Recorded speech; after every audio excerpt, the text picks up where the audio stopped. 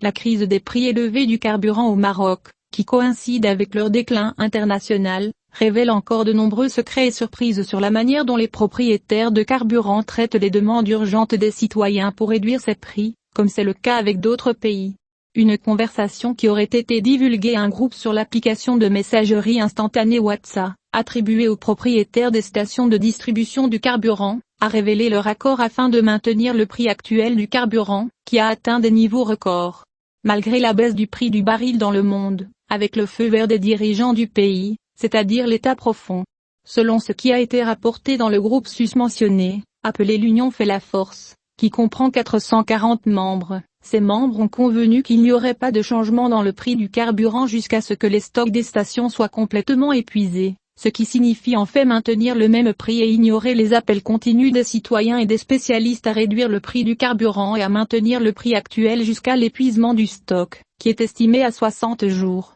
2 mois, à compter de la date de le remplir. Aussi, des membres du groupe attribués aux propriétaires de carburant se sont mutuellement avertis de la nécessité d'annoncer les prix sur les plaques des stations-service, compte tenu de la violation de la loi et du fait que cela pourrait constituer la cause d'un procès à leur encontre, après que les stations-service de des lieux distincts et simultanés ont éteint leurs plaques numériques. Les prix, à une époque antérieure, ce qui a été dénoncé par l'Université nationale pour la protection des consommateurs, le considérant comme un accord préalable des propriétaires de carburant et une violation de la loi. Les adeptes, qui ont interagi avec ces conversations divulguées, l'ont considéré comme la plus grande preuve de la complicité des propriétaires de carburant sur des prix qu'ils annoncent sur leur tableau électronique et qu'ils ne sont pas réellement soumis au prix du marché international, et cela montre clairement l'ampleur de la l'avidité des propriétaires de carburant et leur quête de profit exorbitant, même aux dépens du simple citoyen. Cela coïncide avec la diffusion du hashtag sur les sites de réseaux sociaux au Maroc,